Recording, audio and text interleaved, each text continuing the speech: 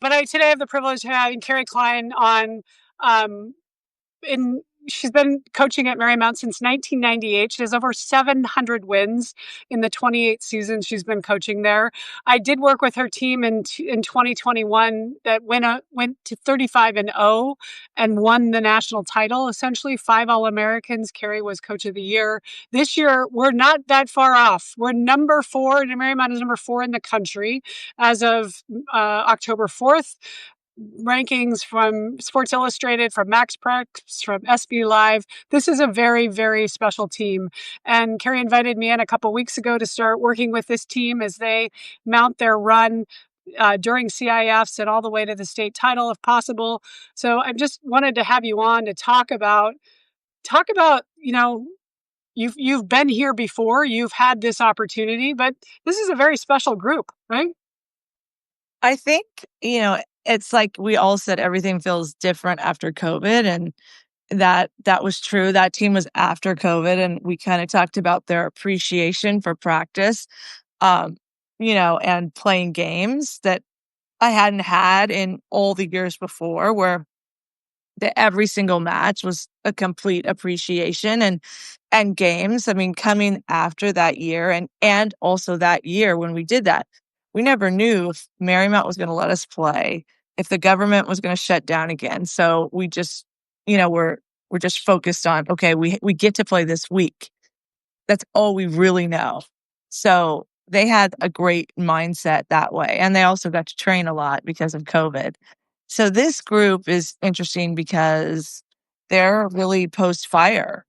You know, they were all impacted and several were deeply impacted by the fire. So they had the COVID. I don't think they quite remember life when they couldn't play volleyball for that long. It was a couple weeks here, but there is a lot of coming together, a lot of community that brought these kids even closer together than they already were. So they stayed in each other's houses. They're wearing each other's clothes, you know, they purchased shoes for each other. So it's a very special group in that way too. So it's interesting that, some of my better teams have happened after, tragedies. Yeah, that is an issue. And you yourself were impacted by the fire, right? You lost Right. your home. How has that changed you personally in your approach to coaching? I don't know. I just feel like I just probably in the same way where you working even harder and you're kind of like putting your energy into that. You don't have a home, you don't have a community. Your friends moved out of state. Like there's no Halloween for us this year, all those things. So I just coach, Karis questions something. I go, Karis, all I do is, watch film. So I pretty much know the answer to that question. So I think they probably get too much focus by me. But they're pretty jazzed to be together, and focused.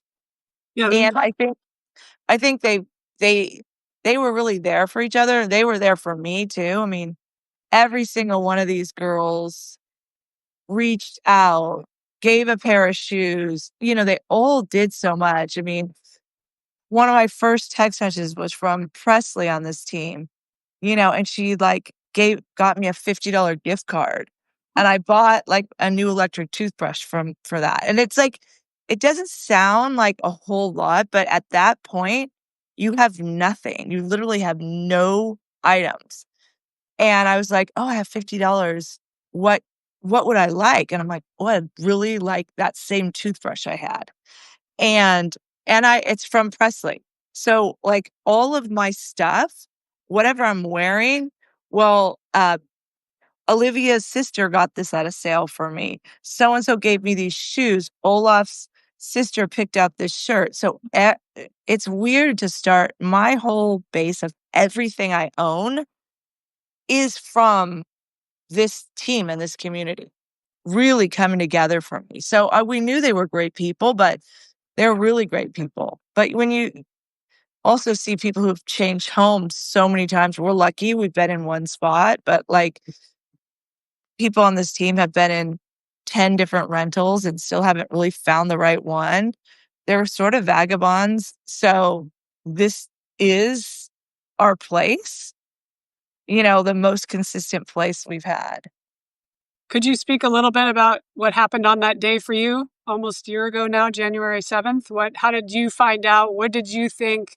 What went through your mind? Do you have any regrets? Would you have packed other items? What did Oh, you I would have packed items, first of all. Yeah. I mean, I think my biggest regret is that not one fire truck came to my neighborhood, and just still not being able to grasp that concept that, like nobody came to help in our neighborhood. They were working on another area. So, I- you know, obviously I had plenty of time knowing there was a fire in the Palisades. But I guess I would have packed up my wedding album. I called my dad. I'm like, "Do you know who shot our wedding photos?"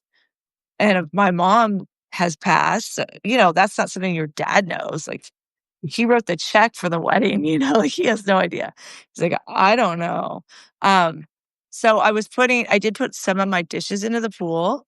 My friend, when I was going over to her house, said, "Put some of your dishes in the pool." So I did that, but that was super random while I was fighting with Perry to leave because he didn't wanna go. And whatever I have, I'm like, that stuff is pure gold. It's pretty random what I have, but it's great. Why I didn't stay there another 5 minutes? I mean, we left pretty late, so I just need to start working earlier, I guess that would be my biggest. Did you put a bunch of things into the pool? I put some, probably, 12 plates that were my mom's that I've never used. I put, a pitcher. It was just random, what was in this cabinet? And then I was thinking, it's gonna get dumped all over the pool, and I didn't know whether to put it in a plastic bag in the pool. So that's what I did. I probably would have done a lot more of that because it worked.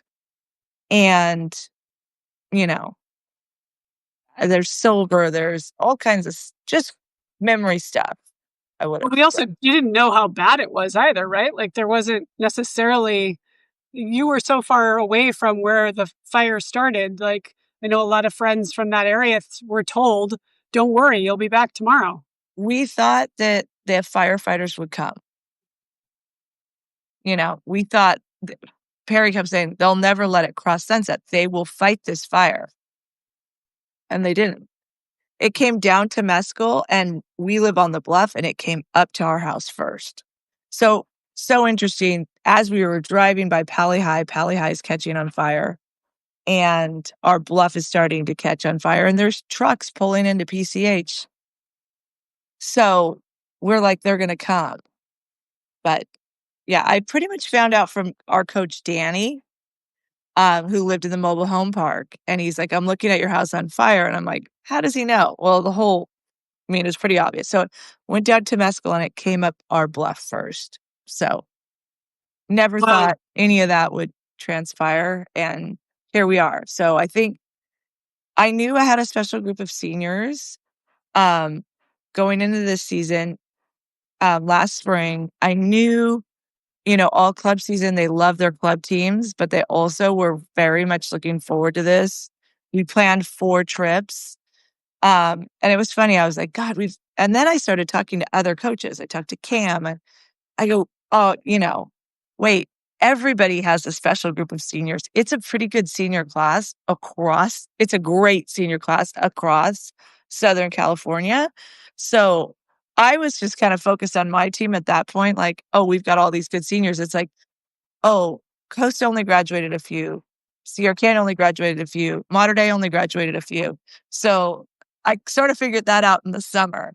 But I've known these girls since they were 9 years old. They've come up and playing for Sunshine. So it's pretty fun to know these kids for so long. And So you, the juniors and the seniors just get along so well, and everybody's all bought in. I think it's been one of the fun things in my work with them is when asking what are your strengths and trust, family, we're together. We're all on the same page. We like each other as much off the floor as we like on the floor, right? Like that's very important if you want to, I say, forming, storming, norming, performing, to be performing when it matters into November. You gotta, I mean, yes, you can tolerate each other, but man, it's a lot easier and a lot more fun if you actually enjoy and trust one another. Yeah, it's with 4 tournaments are an amazing travel experience, but also if you don't have the right kids that are, like, really helpful, first of all, you can't really get through a practice, but we have girls, thinking ahead, like, "Wait, this person's over here, we need to get this." You can't go camping with a group. I mean, we bring coolers and we're on the bus and we're unpacking stuff, and if everyone isn't agreeing to help, it's a problem. And this group, everybody grabs a piece of equipment, and so it's pretty unusual. We read a book this summer, and it was, about I gotta get the name, but the first thing is, like, we mop the floors, and that was kind of what it was about the All Blacks and Oh, how legacy. legacy. Yes. And the very first thing, I think Elle was the one who read the chapter and then presented, and so we kept I know she owned that chapter, and, like, everyone kinda owned their little chapter of their book, so I'll see, JJ or someone go, like, "We need to scour this area before we leave." So, I think all those things really help because if you're going, "We gotta do this, we gotta do this," we and they said last year, we didn't necessarily pick up after ourselves. We didn't necessarily everybody helped, and it would get done faster. So, there's a lot they've put a lot into, like, teamwork and building of a team where the Sounds like captains are working harder than everybody else. that sounds like culture to me. That's who you are. That's from your DNA, which is how you show up as well, right? If you're 15 minutes late, you're on time. If you're on time, you're late, right? Like how do you get people to buy into the culture like that? Yeah, I mean, we always do, that the North Carolina soccer coaches rules, and we memorize those. And there's times when I say, "Go in the closet and read rule 24 and then come back out," and there was one time it's like, we don't, frivolous drama, like, we don't buy into frivolous drama. And there was a point in the season where this group was thinking this, and I'm like, "We're gonna go in there and we're gonna read it like 5 times." And it speaks to all of us. I mean, same thing, I can get pissed off about something and focus on it, and it doesn't help the team. So, we have those rules. We did the All Blacks book.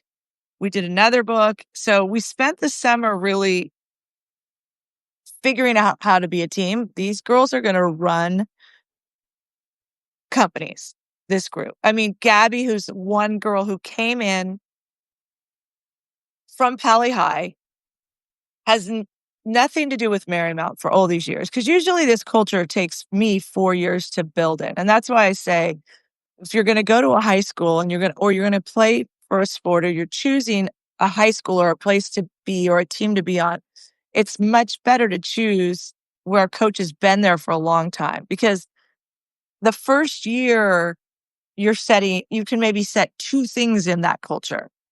And then the next people have to buy in and you become like all these things build on traditions and traditions. But it usually takes 4 years to be you know your daughter, a Mhm. freshman at Marymount and how you go through the process. So for Gabby to come in, you know, out of her house, she's been in a few homes since here. And on the first day we're at the beach out here, I'm like, "Hey," and she sits there and wins the very first week of being most dedicated, most committed, most team player.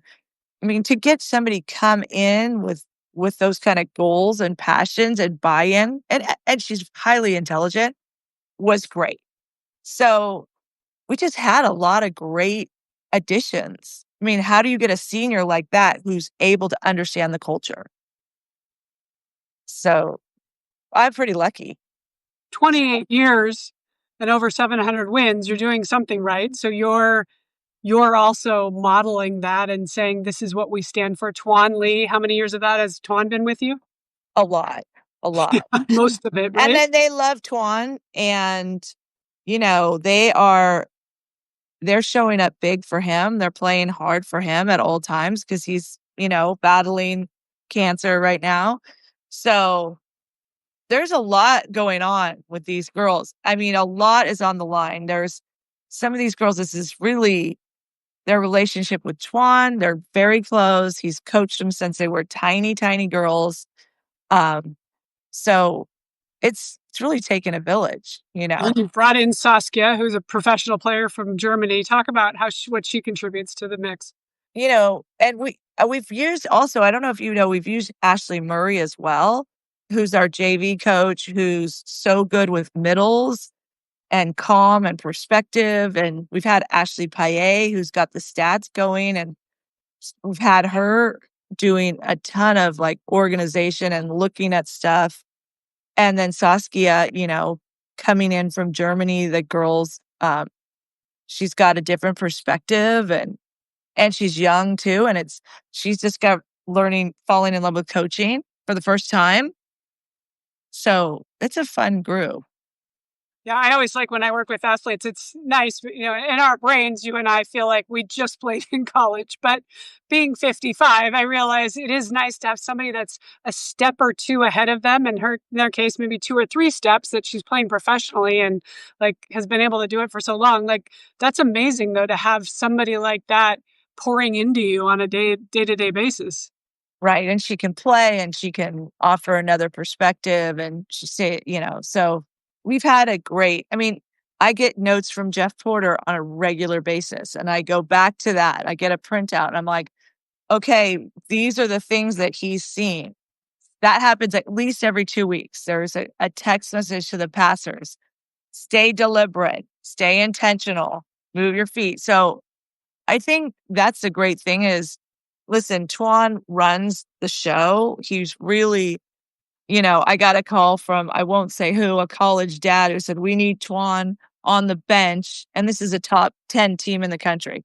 He's like, if we could just have Tuan on the bench, figuring out where to serve and who to serve, we would have won 3 more matches. So I don't think everybody understands. Once you leave and you don't see where the serves are going and how they're going and who's serving where, and I'll look at him and I'll go like, I didn't think we were going to serve there right now, and he'll go, right now, her thing is fading to the right. If I do that, this will happen. So this is what I'm going to do. And you'll hear Tuan say, watch the middle. And I'll go, well, we're supposed to be in this rotation watching the outside. He goes, believe me, we're serving so that we need to watch the middle. So that was one of our focuses, serving. You saw that the other night against Costa, but that was the beginning of the year. We had Sammy's sister, Gabby, come in, and we kind of reworked the tossing on the serving because she came back with this amazing serve. I'm like, when did you get this? It was always good. It was even better. So we cleaned that up, and he kind of knows where to put it. So we have some great, he does all the setting. You can see Olivia. So I think that's huge, huge.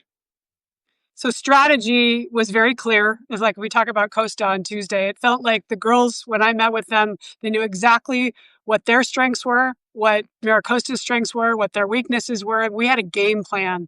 We also had a game plan around what do we need to do for ourselves and how they can help themselves. And to your first point, which is we've been through a lot. I had them break down how many hours of volleyball they think they've played just since June. Forget club even, but just around this team. And we totaled over 500 hours. But if you add in traveling to Hawaii and Vegas and all these places, right? Like, that's a lot of time, which you can say, oh, that's a huge benefit. But, to your earlier point, like, being able to get through all of that and be even closer is really impressive. How do you now, we're going to the semifinals tomorrow night against Sierra Canyon. What are the main things that you're focusing on in practice this week to say this is how we're going to show up prepared? Well, it was sort of like we're sore and tired. So sort of this week was sort of a maintenance, like not go too hard, continue just refining all of our skills. We put some things in motion since after that Sierra Canyon game to go into CIF, which we used against Costa. So we want to kind of, that was a greater, yeah, it was going to work against Costa, but everything we did, we kind of thought through would work against the other schools. So we want to look a little different. Um, Obviously, we want to look better, but we also want to offer a little more offense, a little more specific defense. So we're hoping that will show, and we're trying some new things. Hopefully, they'll click in. A lot of them clicked in the other night, and then a few we didn't see. Like, we played well, but there was a couple things with our back row attack that I wanted to see that we didn't quite see. A couple sets with the middle that I want to add on to. So we're still a work in progress, which is super fun. Like, we were talking about Frankie the other day with somebody, and I'm like, I just can't wait to see what she looks like in 4 years. And I just really can't wait to see what this team looks like in 2 weeks, because they're things are clicking, and you we're lucky. Well, I know they're probably like, "Oh my god, we have even more," but we're lucky to have the time. And I think other teams kinda go, "Oh, state, whatever." Now, not my team way back when that won the state championship, and I don't think this team, but I think other teams in the community don't look forward to state as much. We didn't put a banner on the wall, um, yet. We've won 3 tournaments and came in second in 1, but we still don't have a banner on the wall, so that's pretty important to us. And you have 9 seniors, so this is a big group. Yeah. I have to be able to look them in the eye at the end of it and say, "Okay, we did everything we could." And is there what will that take for tomorrow night to happen? What needs to I happen? mean, as long as we play hard and we play our game, I'm happy. Mhm. You know, we just wanna battle. Feel like we're in there battling.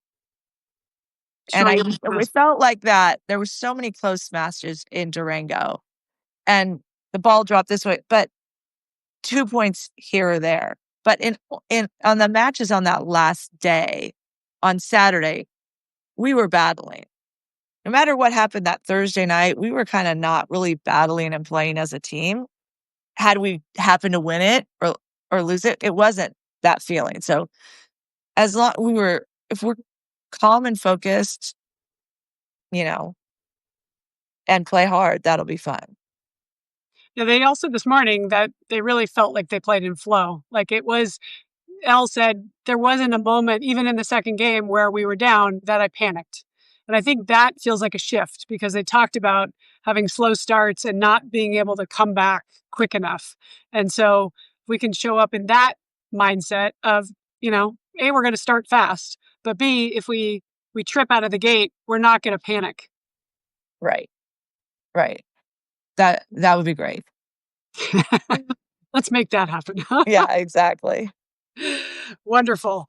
Well, what advice do you have for parents that maybe this is their first experience, or maybe they've been here before, but this is, what I see a lot is we feel it as much as they do. In fact, I remember in that 2021 season, Perry was under the bleachers at Miracosta.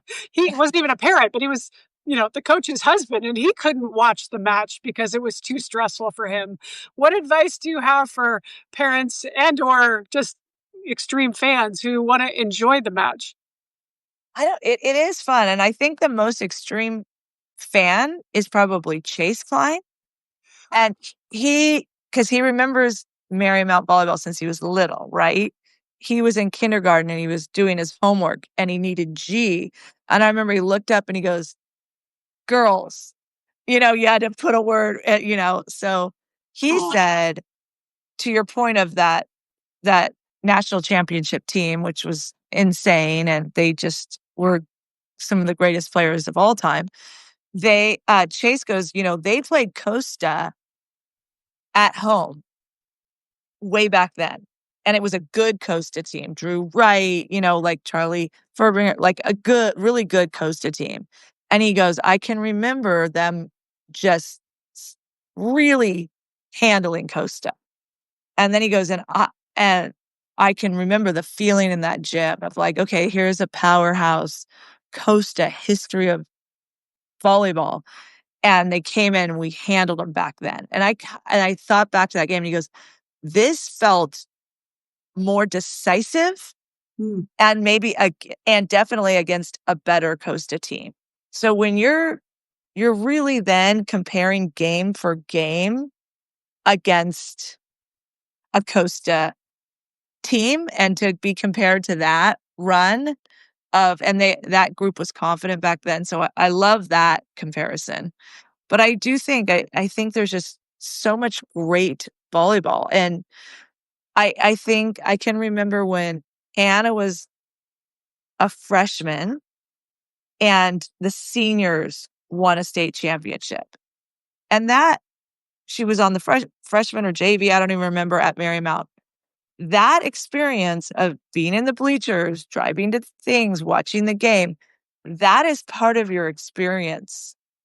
And it may not feel like it, but at Marymount it is. So you're a ninth grader and you're doing cheers and you've got your tutu and you're going here and there. That's building your love of the game. It's building your IQ of the game. It's really setting what you want to do in motion. You're seeing how it can be done. You're seeing girls just a little bit older than you do it.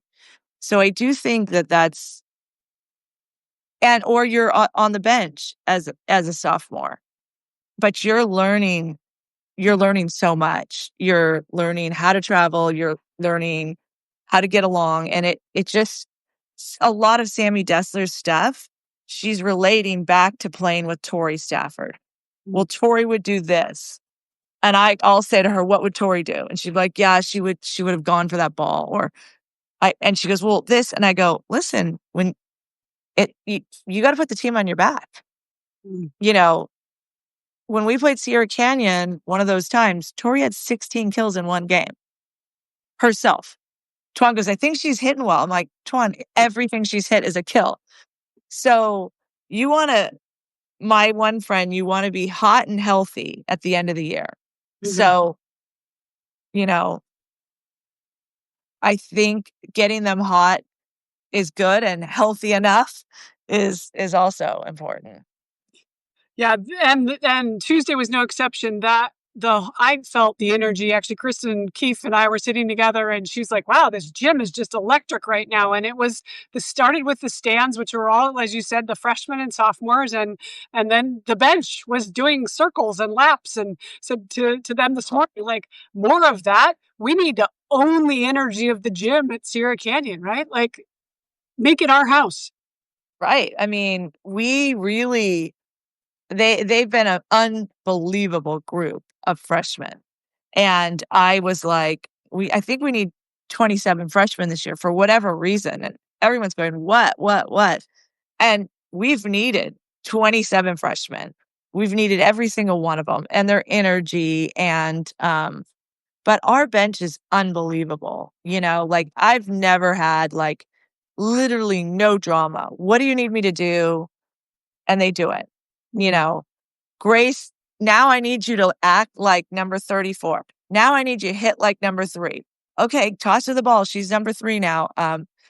Avery's learned a top spin serve. Sammy Nugent's learned a top spin serve so we can simulate. So it's just really incredible, the team.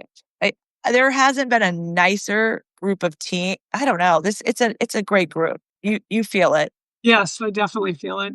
But their parents too. But like, I even went to the Costa Newport game, and I've gone to a few other games, and I've sat in the crowds to watch some other kids, and the feeling of our crowd is super supportive.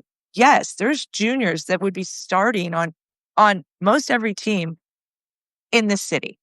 You know, we have some powerhouses on the bench that you haven't gotten to see. I mean, the whole bench, these are great players who, but they're not, their parents are like, oh, what? It is not like that. It is just really supportive because these parents love these kids that are on the court. The starters' parents love the bench. You know, it's just a lot of love and support.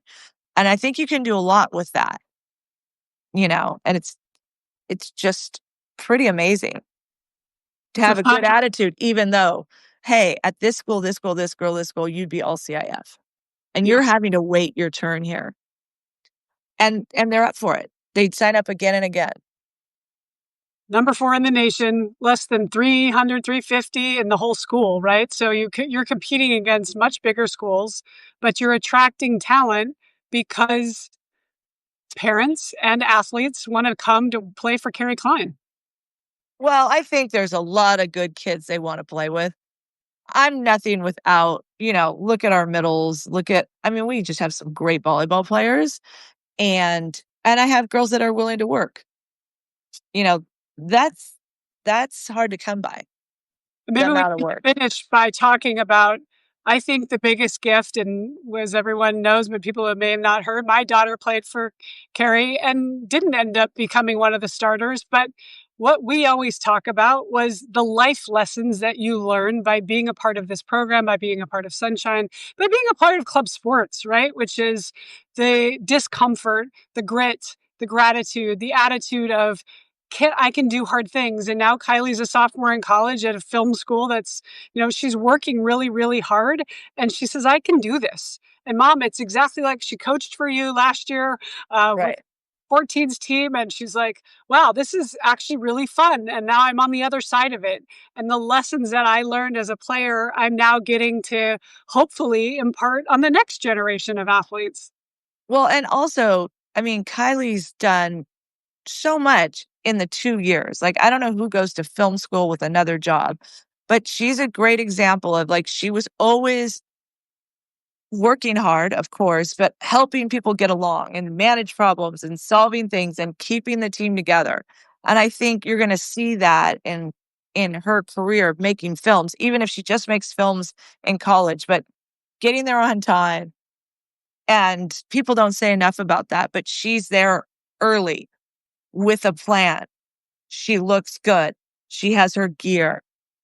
She can get along with all different. You throw a problem at her, she has a skill set to click it off. Okay, I've served at 24 all, and I can now figure this out. And I've dealt with like whiny girls after losing in Arizona when no one can find their shoes and we have to get on the airplane in 15 minutes.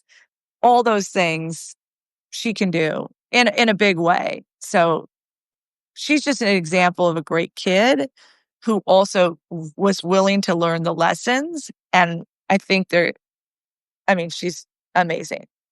Well, thank you. I didn't mean it as a No, self. but she's just she's a perfect example of that kid who like didn't always love her role, No. but stepped up, understood, and made the most of it and had the best time And as a along the way. parent, speak candidly, like that was never my role as an athlete. So it was very hard. And parents who you have kids that don't get the playing time, and I said that the girls who are number 10 through 22 on that roster who are not getting the playing time, but they each have beautiful, beautiful skills, which you touched on some of them that might not show up on the volleyball court, but they're going to show up in the boardroom and in space and in the White House and in, being an entrepreneur or CEO. And that's the foundation of what youth sports gives us. That's what I believe we are buying into as parents, and we want our kids to have that experience of being pushed outside their comfort zone and letting them respond to it and us trying not to rescue. It's hard, but parents, you Right. need to sit back, bite your tongue, sit on your hands, and let them go through it. Yes. And I mean, I got 3 texts from parents whose kid didn't touch the court the other night. And that was beautiful to watch. Amazing. Couldn't have had a better time. Like So, and they're letting their kids live the experience. And we're just trying to keep challenging them. I try to keep like doing something to bother them, call a ball out or whatever, and see how they react. And I just think, boy, it's they're getting so many skills that you just don't know, and so many friends. If that's not a reason to play, the fact that later on, when and if Brooke's puppy dies, there's 10 girls here that are going to be like on top of her, to be supportive. So that's an investment. You're investing, you're driving at 6:30 a.m., 45 in the morning. You get there, you got your costume on, and you don't know what's going to happen that day, but something's going to happen that day where, oh my gosh, now I'm clicking with Ashton. Ashton said something funny, and now I've got another new person on my team, who's in my group, who for the rest of my life I can, follow along and be friends with. I know Kylie has that great group. Yeah. I love following them on The friendship. Instagram. That group is super special. So this one's really good too. So if it, they're getting better at practice. Sometimes you're not going to see it in the game. Sometimes it's 2 years later. Last night, Hannah had me go to the 11s practice. We have two really great 11s practice teams. Josie and Hannah played Sunshine their whole lives together. Now they're coaching two 11s teams, thunderstorms and hurricanes, right? And I was like, okay, this practice is going a little slow, but we're teaching and we're playing pumpkin games. And I kind of hit me. I'm like, this was Olivia, Frankie. This was JJ. This was little Decky, little Decky out there. Um, and this, and I'm like, okay, can we row one? This is what it looks like. Okay, stop. We have to practice just bumping the ball over the net. And I'm like, oh my gosh, this is going to turn into that. These are great, great athletes here that they have. And if the parents can trust the process, it's going to be so fun. And it's hard to trust when it looks like that. But one dad even goes, hey, we look so much better. And I'm like, okay. We, coming from Marymount practice to that, I probably need a little perspective. But it's really fun to start a new group and to do those practices back to back. And then I was thinking back to, Leighton, she's the third Devereaux. Yes. I mean, Leighton was, I don't know how old was she when Olivia was playing for me, because Olivia's, I think, 25, 26. She's a little younger than Hannah. And she's been with me all this time, really at the And you game. get to see them all growing and learning and developing. And like you said, it travels far beyond the court. That's what this whole experience is about. And the friendships, like you said, are the ones that you still draw on when you need support. I mean, really, at the end of it, the most, like Perry keeps saying, and, we have our people, and you're getting your people. You just don't get your people by just showing up for school and just going to parties and not doing anything difficult with them. So you're getting your people, and these are their people. And as a woman, as I think we need more than men, I do. And it's just really this group I'm really thankful for, because they really came together. When I was Coach Sunshine, you take the certification, and I loved, there was a video series they did to go through, and the one thing that stuck with me out of the 6 hours that you do was women bond to battle and men battle to bond. And I believe that's very true. I was talking with your team about it the other day, was once we've decided, once I know you and I are together, we'll run through walls together. But until I get to know you and trust you and like you and know that you won't try to cut me out, I can't play free. And I think that's where we are in the season, is we've bonded. and now we're going to war. So give him the Kobe Bryant story, but he studied every single player he played. He'd watch hours and hours and hours of film, and everything that they did, he put it in his shield. My husband interviewed him, a couple times. He talked about putting things in his shield so that when he goes into battle, he has all the tools he needs. And that was what I told them right before they walked out to play Maricosta is you have the shield. You've all bonded. Now you're ready to go to battle together.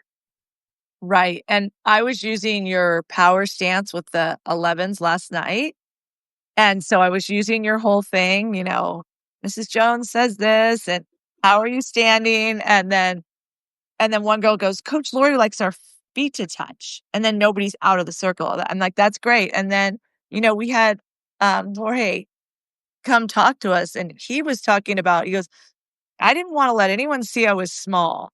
I was standing," and so all these things just to have your power stance when you're walking into a job interview later on and you know how to stand and all the body language things, like just the lessons that were taught yesterday between Jorge, repeating what you said, it's those things are really important and that's who people want to hire and want to be with. 94% of C-suite women played sports. It doesn't say played varsity, played college. It just, you participated in sports because it gave you that feeling of, and that's what I said to the girls this morning, you are enough just as you are.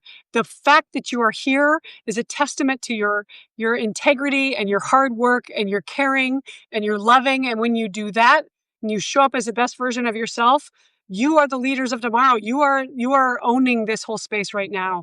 And Cari, we need more coaches like you who are female, who model what we're trying to push them to do, right? Like that's what our young women need to see. I wish there were more women out there coaching.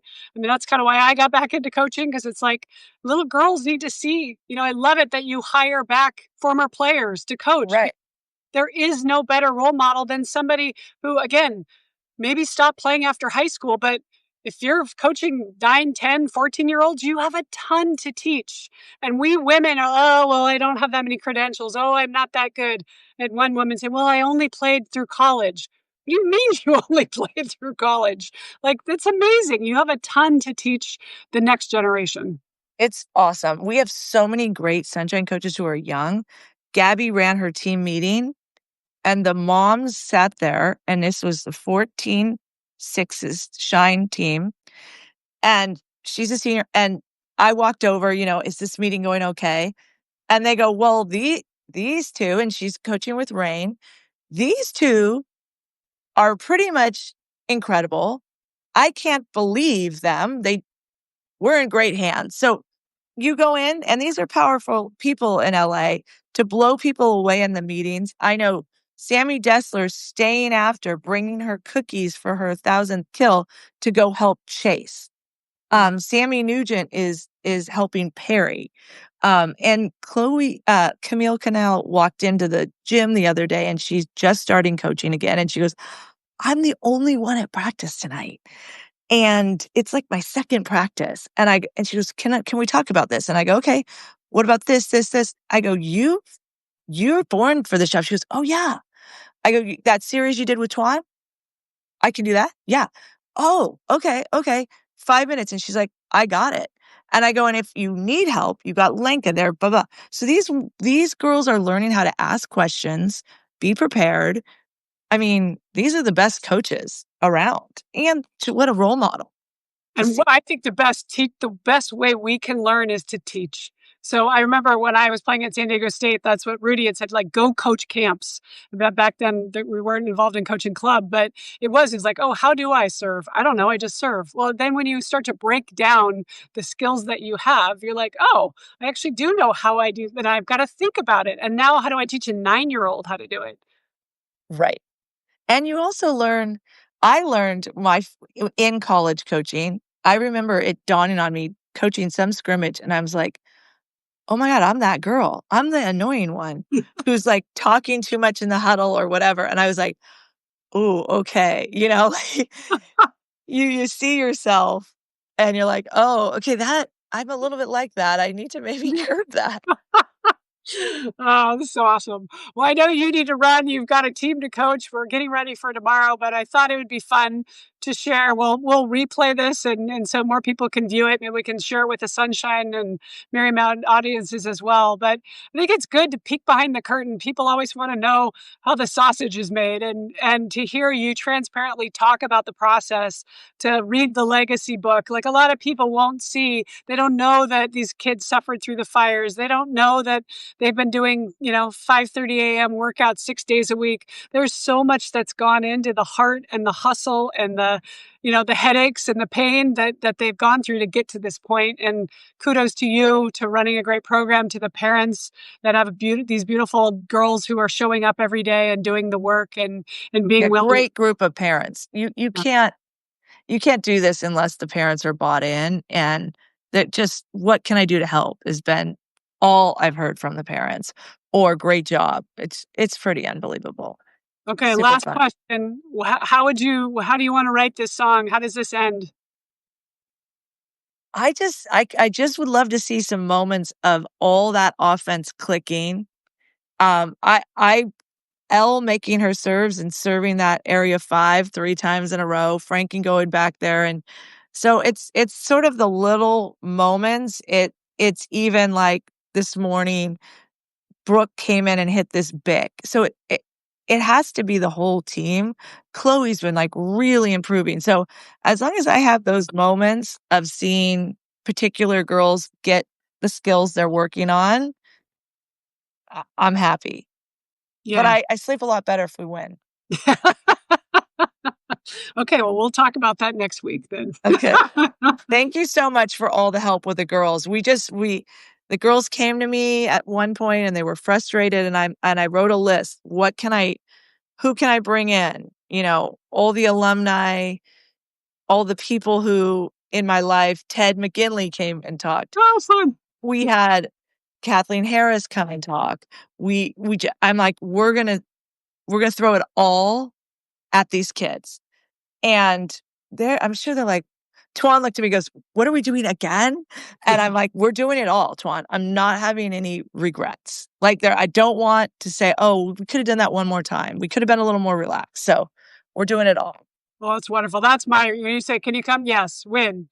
I'm Thank you. all Thank you. in. Thank you. I love supporting athletes. I love supporting parents and coaches. And I think the more we can talk about it and hold hands, this is supposed to be fun, right? And having fun. And that's what, some of these kids have said is like, wow, that was just so much fun having we were firing on all cylinders and we could feel that energy. And that's how we want them to walk away from that season going, whatever, win or lose, only one team's going to win it all. But we walked away with our heads held high. Yeah, we've had a great time too. Yay. All right. Thank you. Thanks. Let's Bye. do this.